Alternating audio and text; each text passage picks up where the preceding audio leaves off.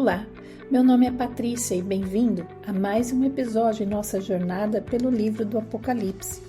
Hoje estaremos estudando o julgamento contra a Babilônia. No capítulo 17, encontramos um enigma para resolver. Apocalipse 17, versículos 1 a 8. Nós lemos: Um dos 7 anjos que tinham as 7 taças aproximou-se e me disse: Venha, eu lhe mostrarei o julgamento da grande prostituta que está sentada sobre muitas águas, com quem os reis da terra se prostituíram. Os habitantes da terra se embriagaram com o vinho da sua prostituição. Então o anjo me levou no espírito para um deserto. Ali vi uma mulher montada numa besta vermelha, que estava coberta de nomes blasfemos e que tinha 7 cabeças e 10 chifres. A mulher estava vestida de azul e vermelho e adornada de ouro, pedras preciosas e pérolas. Segurava um cálice de ouro cheio de coisas repugnantes e da impureza da sua prostituição. Em sua testa havia esta inscrição: Mistério, Babilônia, a Grande, a mãe das prostitutas e das práticas repugnantes da terra. Vi que a mulher estava embriagada com o sangue dos santos, o sangue das testemunhas de Jesus. Quando a vi, fiquei muito admirado. Então o anjo me disse: Por que você está admirado? Eu lhe explicarei o mistério desta mulher e da besta sobre a qual ela está montada, que tem 7 cabeças e 10 chifres. A besta que você viu era e já não é. Ela está para subir do abismo e caminha para a perdição. Os habitantes da terra, cujos nomes não foram escritos no livro da vida desde a criação do mundo, ficarão admirados quando virem a besta, porque ela era, agora não é, e entretanto virá. João, então, recebe um entendimento mais profundo sobre a 7ª taça. A cena, nos versos 1 e 2, descreve uma certa mulher, a quem ele chama de meretriz ou prostituta, que está sentada sobre muitas águas. No versículo 5, a prostituta é um símbolo da grande Babilônia, da grande cidade e o seu domínio sobre os reis da terra. Mulheres, na Bíblia, são comumente usadas para simbolizar sistemas religiosos, como, por exemplo, Israel é chamada de esposa de Jeová e a igreja é chamada de noiva de Cristo. A prostituta aqui é usada para representar a Babilônia espiritual, uma representação da falsa religião. Uma prostituta é uma esposa ilegítima, que dá a ilusão de um casamento, mas sem substância e sem real compromisso. Nesse sentido, uma prostituta é uma representação apropriada da idolatria, um relacionamento religioso falso em vez de uma aliança, um compromisso com o verdadeiro Deus. Mas, mais do que apenas representar a idolatria, João é informado que esta mulher, a grande cidade Babilônia, é a mãe de todas as outras prostitutas. Babilônia não é apenas uma entre muitas prostitutas ou falsas religiões. Ela é a fonte, o início de todas as outras falsas religiões. E a fonte da religião falsa é Satanás. A prostituta está sentada sobre muitas águas. E o significado das águas é explicado mais tarde no versículo 15. Estas águas representam a multidão de nações e povos no mundo. A mulher sentada sobre as águas sugere que ela está acima delas e que as domina.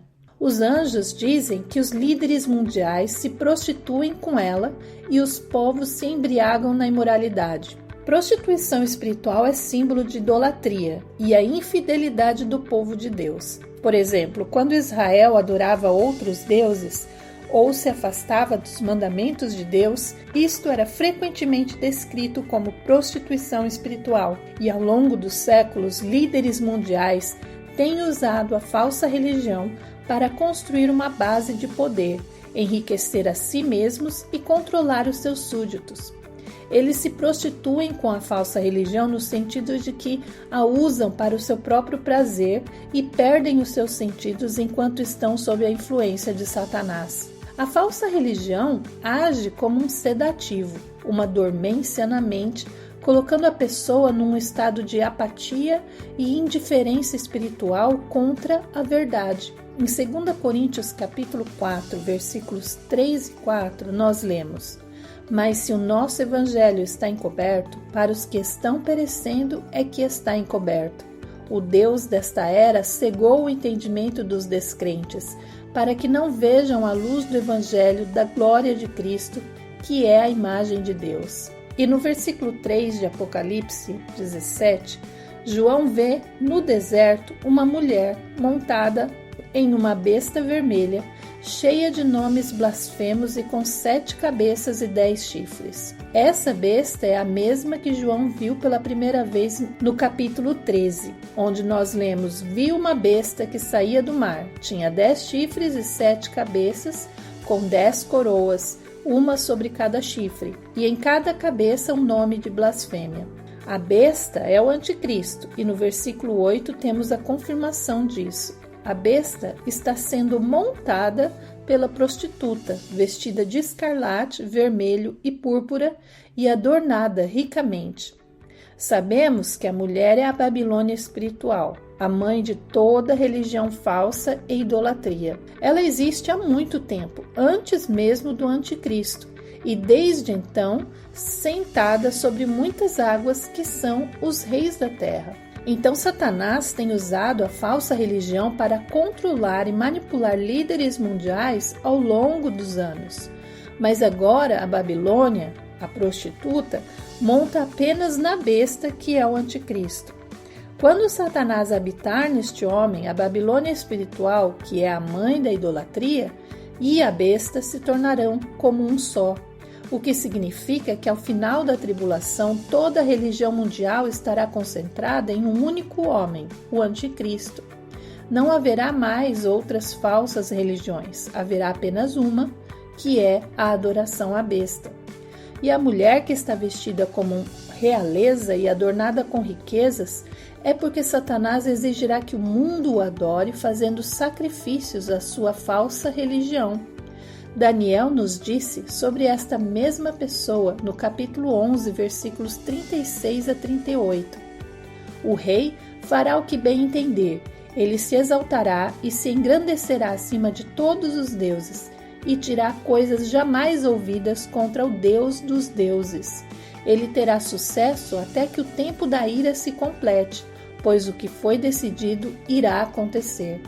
Ele não terá consideração pelos deuses dos seus antepassados, nem pelo Deus preferido das mulheres, nem por Deus algum, mas se exaltará acima deles todos. Em seu lugar, adorará um Deus das fortalezas, um Deus desconhecido de seus antepassados.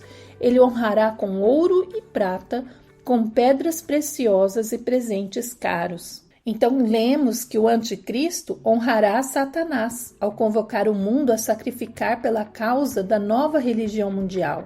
O mundo oferecerá grande riqueza à única falsa religião. No versículo 4, esta prostituta segura um cálice de abominações e imoralidades, como se ela se deleitasse com essas coisas como uma bebida. E no versículo 6, João ouve que ela está embriagada com o sangue dos santos, o que nos lembra o martírio dos santos tanto na tribulação como em tempos anteriores. Na verdade, esta cena narra a história da falsa religião em todos os tempos. A falsa religião sempre foi a ferramenta que Satanás tem usado para escravizar o mundo, levando-o a todo tipo de pecado e a usar isso para perseguir os santos.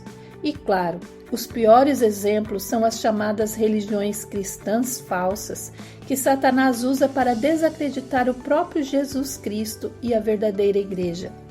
A Babilônia espiritual é o sistema de mentiras e corrupção que Satanás tem promovido ao longo da história do mundo para se opor ao verdadeiro Deus. João recebe então uma resposta sobre o significado dos chifres e cabeças da besta. E a resposta explicará como esta besta se relaciona com a quarta besta de Daniel capítulo 7.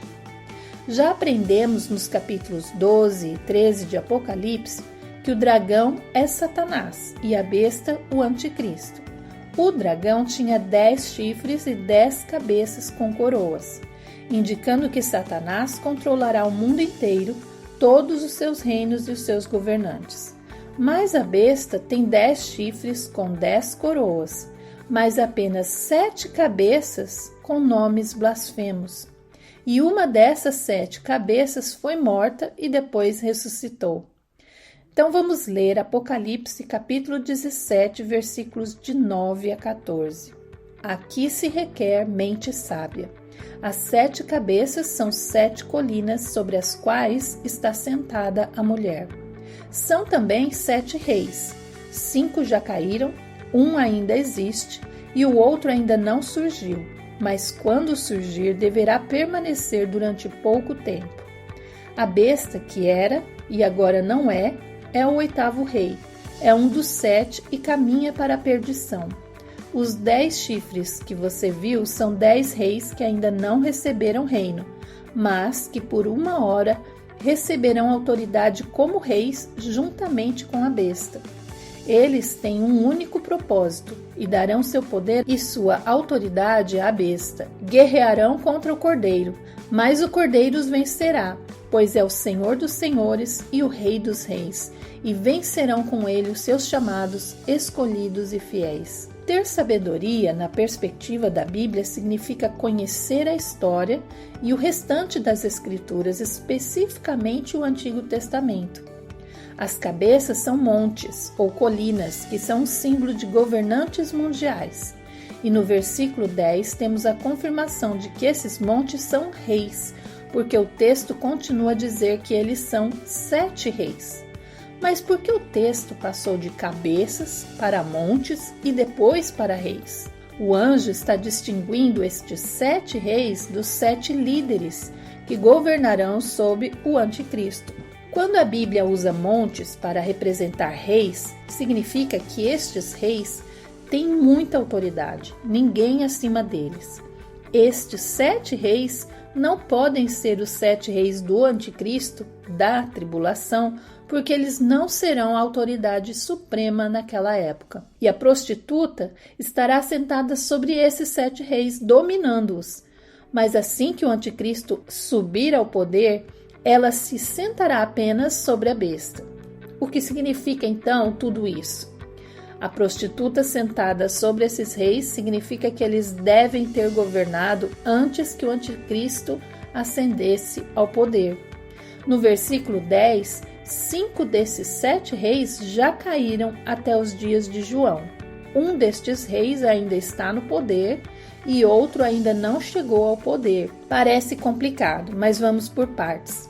Estamos falando de reis que aparecem em sequência ao longo dos anos, ao longo dos tempos. Eles não governam todos ao mesmo tempo, o que é mais uma confirmação de que esses 7 reis não são os que governarão na época da tribulação. Os 10 reis de Daniel 7 que governarão na tribulação estão todos no poder ao mesmo tempo. No versículo 16 de Apocalipse, lemos que os 10 chifres e não as 7 cabeças representam os reis da tribulação. Esses chifres dão o seu poder à besta, mas no dia de João eles ainda não haviam assumido o poder. Somente 2000 anos ou mais antes que eles assumam o poder, mas quando o fizerem, governarão por um curto período, que a Bíblia diz 1 hora. No versículo 10, a própria besta também é uma das 7 cabeças, ele é o sucessor desses outros reis. Então, no versículo 11, a besta não é apenas um 7º, mas também um 8º.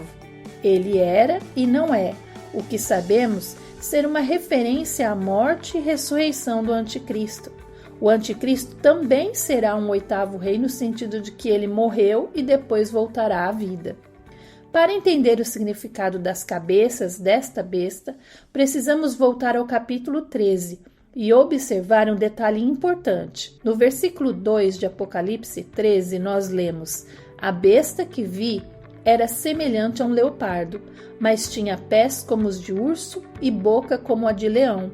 O dragão deu à besta o seu poder, o seu trono e grande autoridade. A besta de Apocalipse 13, que é a mesma besta que vemos aqui no capítulo 17, incorpora aspectos de todas as 4 bestas do profeta Daniel. Este monstro, esta besta, ela tem partes do leão, do urso, leopardo e da 4ª besta com seus 10 chifres.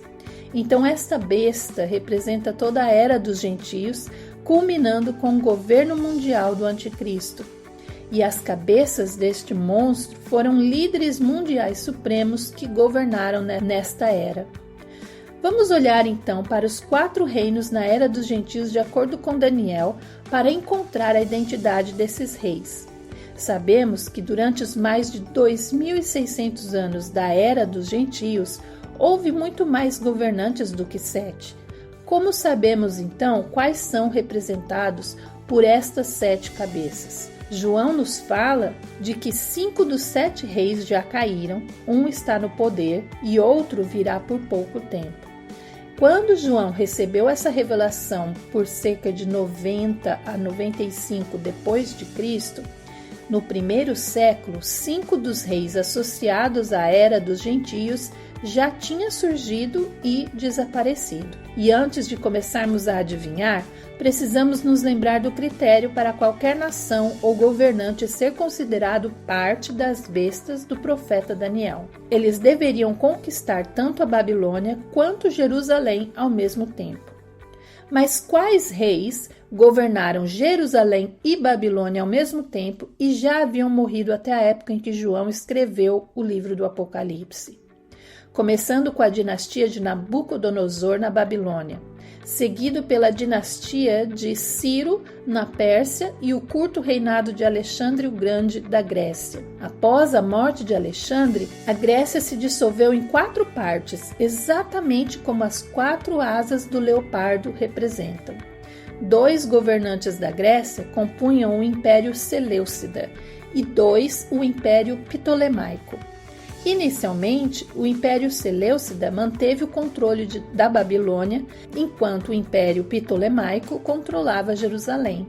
Mas, em 246 a.C., Ptolomeu III atacou o Império Seleucida e temporariamente alcançou o controle de Babilônia e Jerusalém. E mais tarde, em 170 a.C., Antíoco Epifânio IV do Império Seleucida atacou o reino ptolemaico e conquistou ambas as cidades, Jerusalém e Babilônia. Então, na época de João, 5 reis e reinos haviam governado Babilônia e Jerusalém ao mesmo tempo durante a era dos gentios. E nos dias de João, ainda estava no poder de maneira semelhante. O general Tito conquistou Jerusalém em 70 d.C. e governou a Babilônia quando se tornou o imperador de Roma.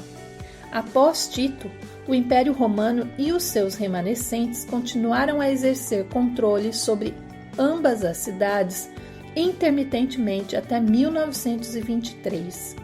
O próximo líder a conquistar ambas as cidades, então, será o Anticristo durante a Grande Tribulação e será o último governante mundial a obter controle sobre ambos os lugares. Ele virá por pouco tempo, 3 anos e meio, fazendo o que os seus predecessores fizeram, mas de maneira ainda mais violenta. Na tribulação, o relacionamento da prostituta, falsa religião e o anticristo se tornará ainda mais próximo enquanto ela montar e dominar um único líder mundial. Mas os seus reis e reinos serão destruídos com a vinda de Cristo. Agora que entendemos a Babilônia espiritual, vejamos como o julgamento virá sobre ela. Apocalipse 17, versículos de 15 a 18. Então o anjo me disse: as águas que você viu, onde está sentada a prostituta, são povos, multidões, nações e línguas. A besta e os 10 chifres que você viu odiarão a prostituta. Eles a levarão à ruína e a deixarão nua, comerão a sua carne e a destruirão com fogo. Pois Deus colocou no coração deles o desejo de realizar o propósito que ele tem, levando-os a concordarem em dar à besta o poder que eles têm para reinar, até que se cumpram as palavras de Deus. A mulher que você viu é a grande cidade que reina sobre os reis da terra. Durante a era dos gentios, Deus colocou o sistema religioso falso de Satanás para trabalhar a favor dos próprios propósitos dele ao disciplinar Israel. Mas agora, Deus enviará o julgamento da sétima taça para pôr fim a este sistema corrupto e falso. Nos versículos 16 e 17, o anticristo e os governantes mundiais, sob o seu comando, passarão a odiar a prostituta. Na metade final da tribulação, quando Satanás possuir a pessoa do anticristo, ele ordenará que toda adoração seja direcionada a ele. Ele porá então fim a qualquer forma de culto e prática religiosa. Todas as instituições religiosas, templos, igrejas, mesquitas e outros locais de adoração serão destruídos. Essas estruturas físicas e as relíquias dentro delas serão queimadas com fogo, como lemos no versículo 16. Estas coisas, então, representam a carne da prostituta. Todas as instituições religiosas serão despojadas de sua riqueza, ficando como que desoladas e nuas. O anjo diz no versículo 17 que esses reis estarão trabalhando para cumprir os propósitos de Deus, embora eles pensem que seja ideia deles. Depois que a sétima taça for derramada, a única adoração religiosa restante na terra será a adoração a Satanás, o que sempre foi o objetivo da Babilônia espiritual. Mas quando a Babilônia espiritual não existir mais, tudo o que restar da idolatria e da religião falsa será Satanás, o anticristo e o falso profeta. E no versículo 14, lemos que Jesus lidará com eles pessoalmente no seu retorno. Assim, o Senhor usará o sétimo julgamento para simplificar o problema de limpar o mundo da falsa religião. O julgamento da sétima taça não é um único momento de destruição. Em vez disso, vamos pensar como uma fileira de dominós alinhados numa mesa. Quando a taça final for derramada, é como se o dedo do Senhor empurrasse o primeiro dominó dessa fileira, desencadeando então uma cascata de dominós caindo, que se desenrolará ao longo de dias e semanas. Alguns desses dominós foram colocados por Deus nos julgamentos das taças anteriores, e agora que tudo está preparado, será hora de derrubá-los. Quando o julgamento da última taça começar, iniciará então uma tempestade de granizo e um terremoto destrutivos. Eles eliminarão todas as montanhas e ilhas, exceto a montanha a qual Jerusalém está localizada. Em particular, uma cidade gentia, a grande cidade Babilônia, será completamente destruída. Embora Babilônia seja hoje uma ruína antiga no nosso mundo, durante a tribulação, a cidade terá sido ressuscitada à sua antiga glória. O anticristo fará desta cidade, ou alguma nova versão dela, a capital mundial do seu governo. Assim como nos tempos antigos, Babilônia será novamente o centro do poder mundial e a principal adversária do povo de Deus. Lembremos-nos da estátua de Daniel 2, que o Senhor deu a Nabucodonosor num sonho, para que Daniel pudesse interpretá-la. O início desse período corresponde à cabeça da estátua, que representa o rei de Babilônia, Nabucodonosor. Ele foi o primeiro a conquistar Israel e governar o mundo. E o fim da estátua representa a autoridade final, gentia, a governar Israel, e o fim da era será muito semelhante ao início. Assim como começou com um homem governando o mundo com autoridade absoluta, também terminará com um homem no controle do mundo. E assim como começou com o centro do poder mundial em Babilônia, também terminará da mesma forma. E isso é mais do que coincidência, é Deus nos enviando uma mensagem sobre o verdadeiro adversário do povo de Deus. Satanás sempre foi nosso verdadeiro inimigo, e como qualquer inimigo, ele tem uma base de poder e um lugar para o seu trono na terra, e esse lugar é Babilônia. Ao longo da Bíblia, esta região tem sido associada ao inimigo de Deus e seus esforços para enfraquecer o povo de Deus.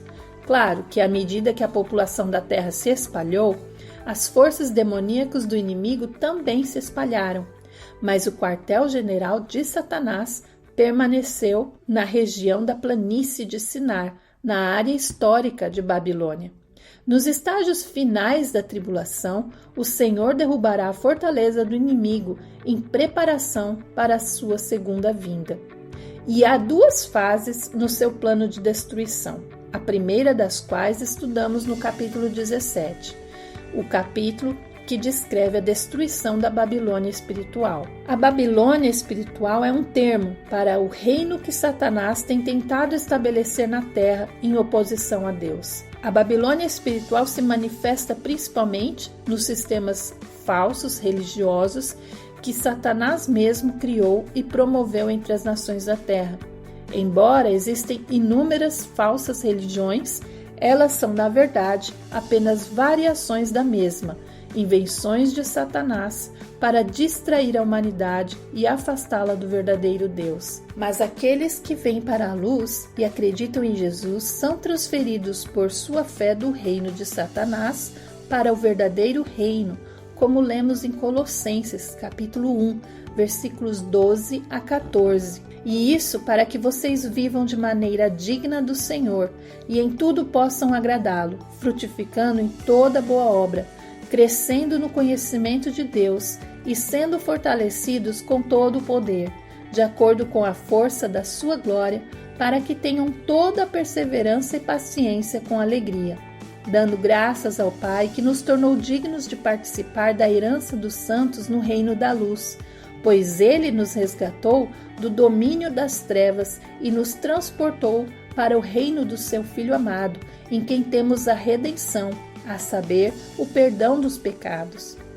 No final da era, em preparação para o retorno de Cristo, o Senhor Deus destruirá o reino de Satanás na terra. E para concluirmos o episódio de hoje, a Babilônia é símbolo do caos e tem relação com Roma, que é a Babilônia espiritual. Está enraizada nas descrições do Antigo Testamento, relacionadas à idolatria e especificamente à injustiça contra as nações. Quando falamos sobre Babilônia, estamos lidando com um sistema.